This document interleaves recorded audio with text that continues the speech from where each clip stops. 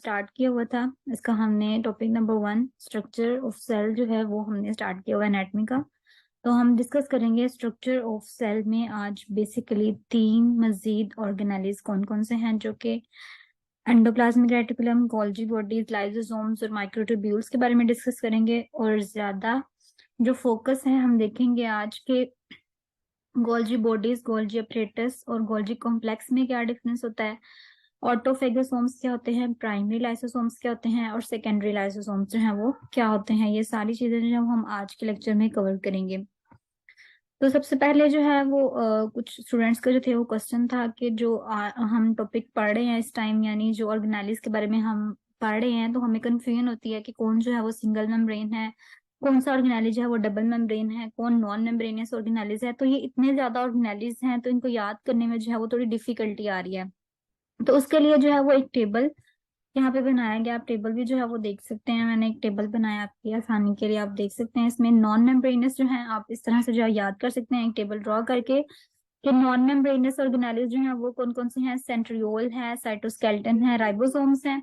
इसके अलावा जो सिंगल मेम्ब्रेनस ऑर्गेनेलिज होते हैं वो कौन से होते हैं, गोल्जी बॉडीज हैं, लाइसोसोम्स हैं, पेरोक्सीसोम्स हैं, वैक्यूल है, ग्लाइकोसोम है, एंडोप्लाज्मिक रेटिकुलम है। और उसके बाद जो डबल मेम्ब्रेनस ऑर्गेनेलिज हैं वो कौन से हैं, माइटोकॉन्ड्रिया, क्लोरोप्लास्ट और न्यूक्लियस है। इस तरह से जो है वो ये एक टेबल है, इसके जरिए आप जो है याद कर सकते हैं कि कौन जो है वो सिंगल मेम्ब्रेन है, कौन सा डबल मेम्ब्रेन और कौन जो है वो नॉन मेम्ब्रेनस ऑर्गेनेली है। तो नेक्स्ट हम अपने टॉपिक की तरफ जो है वो मूव करते हैं। हमारा टॉपिक है आज का endoplasmic reticulum. Endoplasmic reticulum basically क्या है। एंडोप्लाज्मिक रेटिकुलम अगर हम बात करें तो एक नेटवर्क ऑफ मेम्ब्रेन, यानी बहुत ज्यादा मेम्ब्रेन्स हैं, उनका एक नेटवर्क है जो कि सेल के अंदर होता है। और इसमें से क्या होता है कि प्रोटीन्स और जो दूसरे मॉलिक्यूल्स वगैरह होते हैं वो क्या करते हैं, मूव करते हैं, पास करते हैं, पास आउट करते हैं यहाँ से।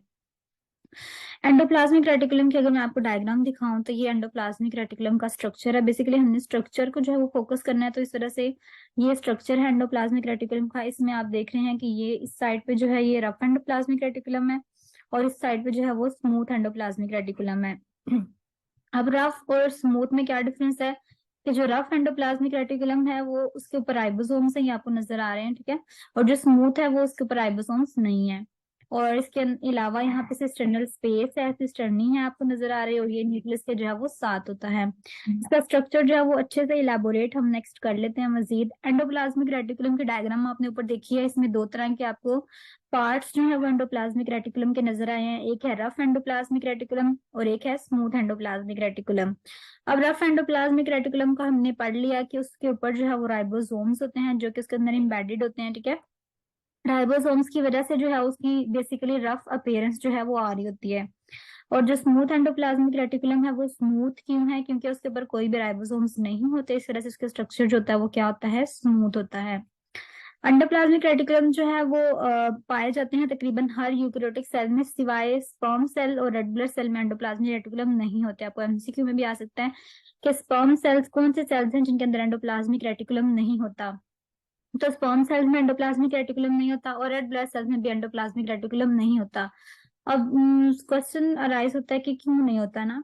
तो स्पर्म सेल्स में तो एंडोप्लाज्मिक रेटिकुलम ना होने की जो सबसे बड़ी वजह वो यही है कि एंडोप्लाज्मिक रेटिकुलम के थ्रू जो रफ एंडोप्लाज्मिक रेटिकुलम है वो बेसिकली प्रोटीन सिंथेसिस में इन्वॉल्व होता है, ठीक है। लिपिड्स वगैरह के सिंथेसिस होने होते हैं स्मूथ के जरिए। तो इस तरह से जो स्पर्म्स वगैरह है उनको इन चीजों की जरूरत ही नहीं होती, यानी ना तो उसको प्रोटीन की जरूरत है, ठीक है। तो इसलिए उसके अंदर एंडोप्लाज्मिक रेटिकुलम रखा ही नहीं गया।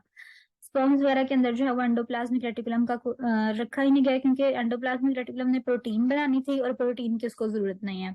और अगर आरबीसीज की बात करें तो आरबीसीज के अंदर ऐसा क्यों नहीं है, एंडोप्लाज्मिक रेटिकुलम क्यों नहीं है। तो आरबीसीज में बेसिकली हाँ काम होता है कि जो ऑक्सीजन की ट्रांसमिशन होती है वो उसने करनी होती है, ठीक है। ऑक्सीजन की ट्रांसफर जो है वो करना होता है। तो इस वजह से अगर एंडोप्लाज्मिक रेटिकुलम या कोई स्ट्रक्चर उसके अंदर प्रेजेंट होगा तो उससे क्या होगा कि उसका सरफेस टू वॉल्यूम रेशियो जो है ना वो कम हो जाता है, जिसकी वजह से क्या होता है कि ऑक्सीजन की जो अमाउंट है वो अच्छे से ट्रांसफर नहीं होती है। एंडोप्लाज्मिक रेटिकुलम जो है उसको इसी वजह से उसके अंदर एब्सेंट किया गया, उसको वहां से रिमूव कर दिया गया, उसके अंदर रखा ही नहीं गया उसको। तो ये जो दो रीजंस थी, ये आरबीसी के अंदर और स्पर्मेटोजोआ के अंदर जो है वो एंडोप्लाज्मिक रेटिकुलम नहीं होता। अगर हम इसके पॉइंट्स बनाएं, बुलेट्स में भी डिस्कस करें रफ एंडोप्लाज्मिक रेटिकुलम को, तो ये हमने डिस्कस कर लिया कि ये एक फ्लैटेंड सैक्स है, ठीक है। इनके ऊपर राइबोसोम्स होता है, ये प्रोटीन्स को सिंथेसाइज करते हैं, और इसके अलावा ये उन सेल्स में ज्यादा होते हैं या वहां पे इनकी प्रोडक्शन ज्यादा होगी जहां पे ज्यादा प्रोटीन सिंथेसिस जो है वो चाहिए होती है, जैसे कि लिवर सेल्स हो गए, ठीक है। तो रफ एंडोप्लाज्मिक रेटिकुलम वहां पे ज्यादा प्रोमिनेंट होगा।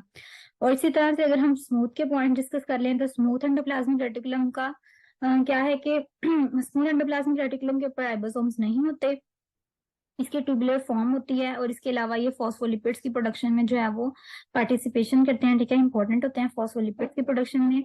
और ये क्या करते हैं कि ट्रांसपोर्ट करते हैं रफ एंडोप्लाज्मिक रेटिकुलम से कुछ गोल्जी ऑपरेटस की तरह जो है वो वेसिकल्स को ट्रांसफर भी करते हैं।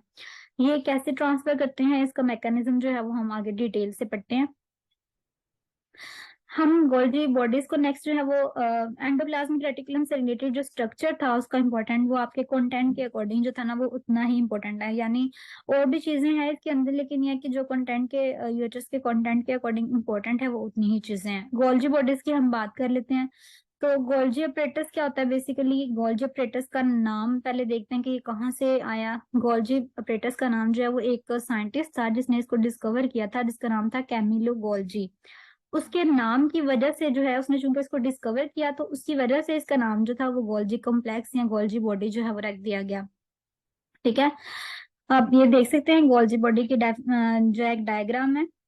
ये इस तरह से इसके अंदर जो है वो इस सिस्टर्नी इसके अंदर भी मौजूद होते हैं, ठीक है। ये इनकमिंग ट्रांसपोर्ट वेसिकल्स हैं, ये इसका सिस फेस है, ये इसका ट्रांस फेस है। यहाँ पे भी कह सकते हैं इसकी कन्वेक्स और कनकेव सर्फेसिस हैं।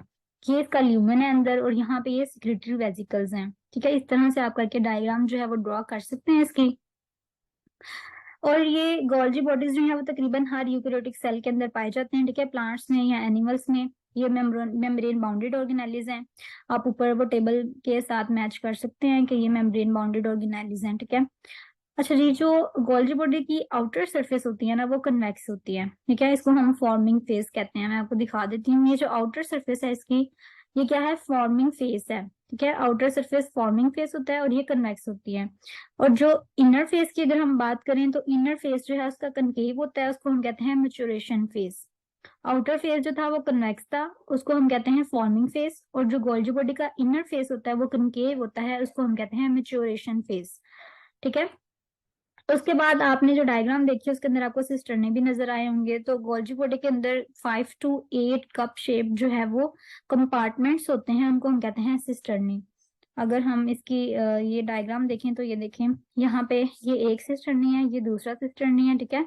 यहाँ पे अगर हम काउंट करें तो 1 2 3 4 5 6 सिस्टर्नी जो है वो यहाँ पे मौजूद है, ठीक है। तो 5 to 8 उसने कहा है कि कंपार्टमेंट्स हो सकते हैं जिनको हम सिस्टर्नी कहते हैं, जो कि गोल्जी बॉडीज के अंदर प्रेजेंट होते हैं। अब सिस्टर्नी के बारे में थोड़ा सा देख लेते हैं कि सिस्टर्नी क्या होता है। ये बेसिकली स्टैक्ड पाउचेस होते हैं जो कि गोल्जी ऑपरेटस को बनाते हैं। और एक गोल्जी स्टैक के अंदर हमने पहले भी पढ़ा है 4 to 8 सिस्टर्नी जो है वो हो सकते हैं। लेकिन मजे की बात यह है कि जो प्रोटिस्ट होते हैं उनके अंदर 60 सिस्टर्नी भी मौजूद होते हैं। और जो हमारा जो ममेलियन सेल होता है उसके अंदर 40 to 100 स्टैक्स भी हो सकते हैं सिस्टर्नी के, ठीक है। चलिए नेक्स्ट जो है वो हम बात कर लेते हैं कि गोल्जी अपरेटस क्या होता है। अब ये हम जब गोल्जी बॉडीज को डिस्कस करते हैं इस टॉपिक को, तो बहुत ज्यादा स्टूडेंट्स जो है वो कंफ्यूज होते हैं, यानी उनको गोल्जी अपरेटस में, गोल्जी बॉडी में और इसमें डिफरेंस जो है ना वो नहीं पता चल रहा होता है, ठीक है। वो काफी ज्यादा इस चीज में कंफ्यूज होते हैं। तो हम जो है वो डिस्कस कर लेते हैं कि ये बेसिकली क्या है, गोल्जी बॉडी क्या है, गोल्जी अपरेटस क्या है, और गोल्जी कॉम्प्लेक्स क्या है, और इनमें क्या क्या डिफरेंस है। हम कैसे जो है वो बता सकते हैं इसकी अच्छी सी डेफिनेशन के गोल्जी बॉडी क्या है, गोल्जी अपरेटस क्या है, गोल्जी कॉम्प्लेक्स क्या है, ठीक है। तो आपको बताती चलूं कि जो गोल्जी बॉडी, अगर आपको कहते हैं कि गोल्जी बॉडी, तो उसमें क्या आता है? सिंगल सिस्टर्नी का पीस है, ठीक है। अगर इस तरह से एक सिंगल सिस्टर्नी का पीस है ना, तो उसको हम कहेंगे कि ये गोल्जी बॉडी है। क्या है ये? Golgi body. अच्छा, बात कर लेते हैं गोल्जी अपरेटस क्या होता है। गोल्जी अपरेटस क्या होता है कि स्टैक्स ऑफ सिस्टर्नी, अगर तो सिस्टर्नी के स्टैक्स यानी उनका एक गुच्छा प्रॉपर कह ले के अकोमुलेट होके वो अगर एक स्ट्रक्चर बना रहे हैं तो उसको हम कहते हैं ये गोल्जी अपरेटस है। गोल्जी बॉडी जो था वो क्या था? सिंगल सिस्टर्नी, सिर्फ एक सिस्टर्नी। ठीक है, सिर्फ एक एक पीस जो है उसका क्या है, वो गोल्जी बॉडी है। लेकिन अगर स्टैक्स जो है उनका कंप्लीट पाइल अप हो जाता है आपस में, तो उसको हम कहते हैं सिस्टर्निंग का जो पाइल अप हुआ पीस है, जो अपरेटस है, उसको हम कहते हैं ये क्या है, गोल्जी अपरेटस है। ठीक है, गोल्जी हमने पढ़ लिया गोल्जी बॉडी और गोल्जी अपरेटस का पढ़ लिया हमने।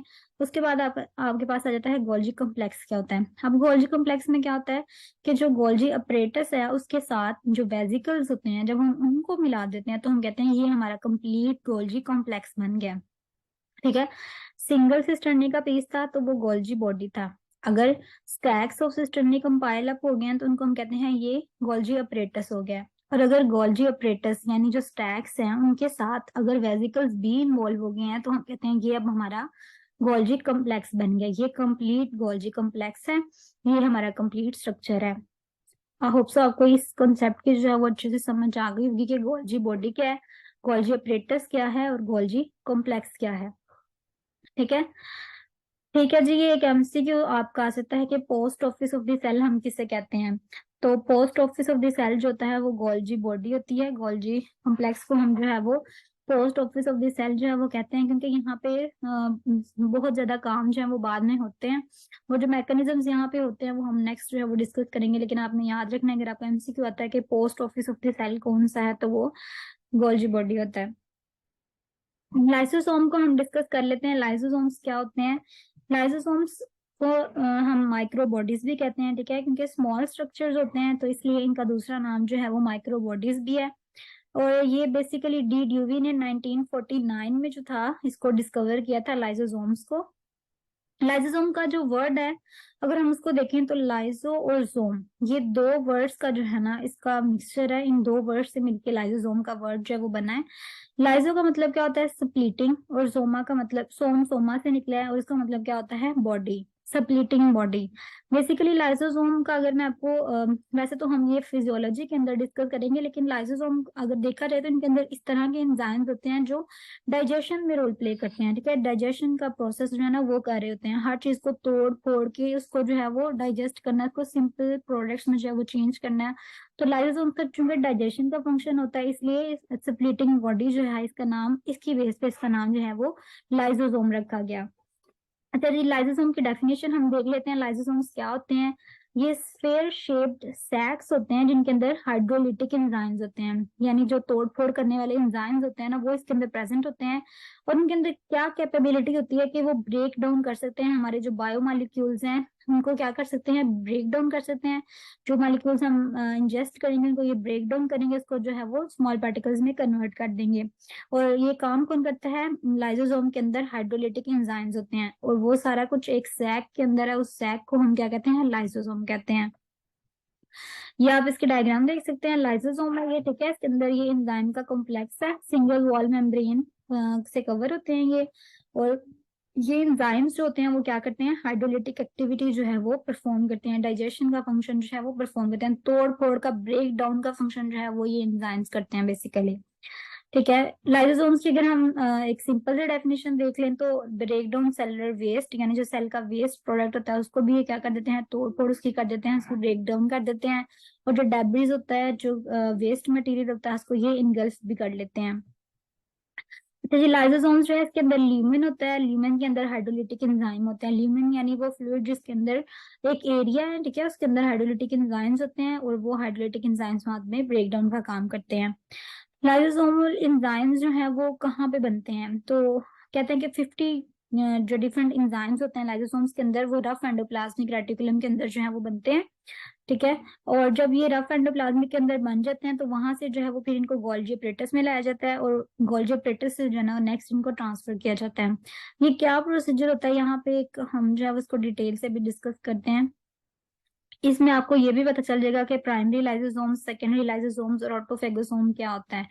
ये जो हम इसका फंक्शन या इसका कह लें कि थोड़ा मैकेनिज्म डिस्कस करने लगे हैं इसके अंदर। ठीक है, आप वो काफी ज्यादा स्टूडेंट्स होते हैं उनको भी प्राइमरी लाइसोसोम, सेकेंडरी लाइसोसोम, ऑटोफेगोसोम में थोड़ी कंफ्यूजन होती है। तो हम जो है वो ये देख लेते हैं इसको। अच्छा जी, इसको जो है वो आपने ध्यान से देखना है। ये आपके पास रफ एंडोप्लाज्मिक रेटिकुलम है। यहाँ पे नीचे आपके पास रफ एंडोप्लाज्मिक रेटिकुलम है, ठीक है। इंजाइम्स जो होते हैं हमने पढ़ा कि यहाँ पे सिंथेसाइज होते हैं। रफ एंडोप्लाज्मिक रेटिकुलम के अंदर इंजाइम्स यानी जो हाइड्रोलिटिक इंजाइम्स थे ना, वो यहाँ पे क्या हुए, बन गए हैं, ठीक है। यहाँ से बनने के बाद अब ये देखें, ये एक वेजिकल की फॉर्म में, ट्रांसपोर्ट वेजिकल जो है ना, ये इसकी फॉर्म में जाएंगे गोल्जी अपरेटस के पास, ठीक है। गोल्जी अपरेटस के पास चले गए वो। गोल्जी अपरेटस के पास इसके अंदर हाइड्रोलिटिक एंजाइम्स हैं, ठीक है। ये सारे यहाँ से चले गए गोल्जी अपरेटस के पास। गोल्जी अपरेटस के पास जाके यहाँ पे क्या होती है, फर्दर प्रोसेसिंग ऑफ एंजाइम्स।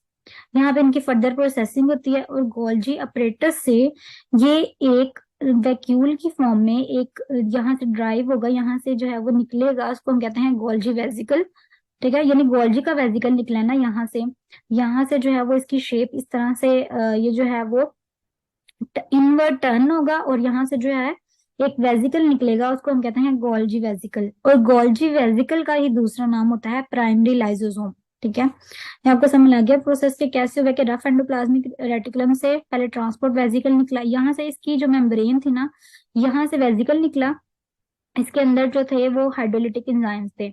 ये जो हाइड्रोलिटिक एंजाइम्स है ये ट्रांसफर हुए गोल्जी अपरेटस के पास। गोल्जी अपरेटस ने फिर यहाँ से अपनी मेम्ब्रेन के अंदर से एक जो है वो हमने पढ़ा था ना, मेचुरेशन फेस होती है, वहां से जो है वो वेजिकल्स निकलते हैं। तो यहाँ से भी वेजिकल निकलना है, तो यहाँ से जो वेजिकल निकलेगा उसको हम नाम देते हैं गोल्जी वेजिकल का, और उसका ही दूसरा नाम हम कहते हैं कि ये प्राइमरी लाइसोसोम है हमारा, ठीक है। प्राइमरी लाइसोसोम, यहाँ गोल्जी वेसिकल निकल गया और इसके अंदर हाइड्रोलिटिक एंजाइम्स भी मौजूद होंगे कंप्लीट। ये हमारा प्राइमरी लाइसोसोम बन के निकल गया। प्राइमरी लाइसोसोम की आपको समझ आ गई। अब नेक्स्ट आपने समझना है प्राइमरी लाइसोसोम जो है वो सेकेंडरी लाइसोसोम कैसे बनता है, ठीक है। यहाँ तक हमने पढ़ लिया था कि प्राइमरी लाइसोसोम जो है वो बन गया, यहाँ गोल्जी वेसिकल बन गया, ठीक है। अब क्या होगा कि बाहर से कोई भी फूड पार्टिकल जो हम खाते हैं, ठीक है, फूड पार्टिकल अंदर आया, वैक्यूल बन गया। अब फूड पार्टिकल जब इस प्राइमरी लाइसोसोम के साथ मिलेगा, या कह लें कि प्राइमरी लाइसोसोम जब इस फूड पार्टिकल के साथ मिलता है, उसकी डाइजेशन करता है, उसको तोड़ फोड़ उसकी करके उसको सिंपल पार्टिकल बना देता है, तो वो जो प्राइमरी लाइसोसोम और फूड पार्टिकल जब आपस में मिल जाते हैं, इकट्ठे हो जाते हैं, तो उसको हम क्या देते हैं, ये सेकेंडरी लाइसोसोम बन गया, ठीक है। प्राइमरी लाइसोसोम था, उसने फूड पार्टिकल को इंजेस्ट किया, इनगल्फ किया, और उसके बाद ये क्या बन गया, सेकेंडरी लाइसोसोम बन जाते हैं। एक इस तरह से सेकेंडरी लाइसोसोम बनता है। अब एक और प्रोसीजर है सेकेंडरी लाइसोसोम बनने का। जो गोल्जी प्रेटस है ना, उसने क्या करना है कि अपने अंदर से जब प्राइमरी लाइसोसोम निकालने हैं, ये जो गोल्जी वेसिकल या प्राइमरी लाइसोसोम निकलता है, ये दूसरी तरफ क्या करता है कि जो खराब सेल के मटेरियल्स हो जाते हैं ना, जिस तरह माइटोकॉन्ड्रिया खराब हो गया है, ठीक है। सिंपल एग्जांपल देती हूँ आपको। जो माइटोकॉन्ड्रिया था उसने फंक्शन करना बंद कर दिया अपना, वो डैमेज हो गया, वो डिस्ट्रॉय हो गया, अब उसका कोई फंक्शन जो है ना वो नहीं सही से परफॉर्म हो रहा, वो अब अंदर पड़ा हुआ है, एक रफ पीस की तरह पड़ा हुआ है। अब ये जो प्राइमरी लाइसोसोम है ना, इसने क्या करना है, उस माइटोकॉन्ड्रिया को पकड़ना है, उसको कह दें कि इनगल्फ कर लेना, उसको खा जाना है, ठीक है, उसको डाइजेस्ट कर लेना है, उसको खत्म कर देना है बेसिकली। तो ये जो प्राइमरी लाइसोसोम जब इस तरह से किसी ऑर्गन को, किसी ऑर्गेनेली को जो है वो इनगल्फ कर लेता है, उसको हम कहते हैं, और खुद ब खुद जो है उसको पता चलता है कि ये जो पीस है ये खराब है, तो उसकी डाइजेशन होना स्टार्ट हो जाती है, इसको हम ऑटोफेगोसोम कहते हैं। तो इसको साथ जो है वो हम क्या कर देते हैं, सेकेंडरी लाइसोसोम। ये जो डाइजेस्टिव वैक्यूल बन जाएगा ना, यानी इस मटेरियल को इनगल्फ करने के बाद, इसको हम ऑटोफेगोसोम भी कहते हैं और इसको हम सेकेंडरी लाइसोसोम भी कहते हैं, ठीक है। अब प्राइमरी लाइसोसोम था, यहाँ के फूड खाने के बाद जो है वो सेकेंडरी लाइसोसोम बना है। और दूसरी तरफ जब उसने किसी मटेरियल, जो ऑर्गेनेली है, जो खराब ऑर्गेनेली था, जिसके अंदर फेगोसाइटोसिस का प्रोसेस होना था, उसके बाद फेगोसाइटोसिस के प्रोसेस के बाद जो है उसने ऑर्गेनेली को खाया है, उसके बाद भी जो है यहाँ पे सेकेंडरी लाइसोसोम बना है। ऑटोफेगोसोम को भी हम सेकेंडरी लाइसोसोम कहते हैं, और फूड पार्टिकल के बाद जो है लाइसोसोम बनता है, उसको भी हम सेकेंडरी लाइसोसोम कहते हैं। तो ये प्राइमरी लाइसोसोम और सेकेंडरी लाइसोसोम का जो है वो इम्पोर्टेंट कॉन्सेप्ट है। अगर आप इसको जो है वो बार बार जो है वो देखें, ड्रा करके, और जो है वो समझने की कोशिश करें, होप्स आपको वैसे भी समझ आ जाएगा ये, ठीक है। अगर हम पीएच देखें ल्यूमेन की, जिसके अंदर जो है वो काम करते हैं हमारे लाइसोसोम्स, तो वो कितनी होती है, 4.5 टू 5.0, यानी एसिडिक इन्वायरमेंट होता है, इस वजह से ज्यादा जो है वो डाइजेशन जल्दी हो जाती है।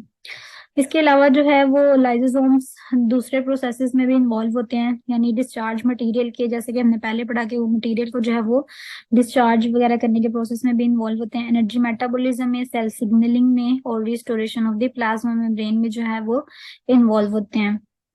साइज की बात करें तो लाइसोसोम का जो साइज होता है वो 1.2 माइक्रोमीटर से ज्यादा ही होता है, और रेंज इनकी देखा जाए तो 0.1 माइक्रोमीटर टू 0.6 माइक्रोमीटर तक जो है वो इनकी रेंज होती है। नेक्स्ट जो है वो हम साइटोस्केलेटन की बात कर लेते हैं। आपके कंटेंट में माइक्रोट्यूब्यूल्स, माइक्रोफिलामेंट्स लिखा हुआ है, तो अगर हम उसकी बेसिक उसका ओरिजिन देखें तो माइक्रोट्यूब्यूल्स, माइक्रोफिलामेंट्स सारे साइटोस्केलेटन के पार्ट्स हैं। यानी साइटोस्केलेटन जो है, सेल का जो स्केलेटन है वो बना किससे है, माइक्रोफिलामेंट से, माइक्रोट्यूब्यूल्स से और इंटरमीडिएट फिलामेंट से। ये तीन तरह के जो है वो उसके पार्ट्स हैं साइटोस्केलेटन के। तो माइक्रोट्यूब्यूल्स की अगर हम बात करें तो ये लार्जर अनब्रांच ट्यूबुलिन प्रोटीन्स होती हैं जिनका डायमीटर 20 नैनोमीटर है, और ये ट्यूबुलिन प्रोटीन से बनी होती हैं और सेल को जो है वो सपोर्ट प्रोवाइड करती हैं बेसिकली।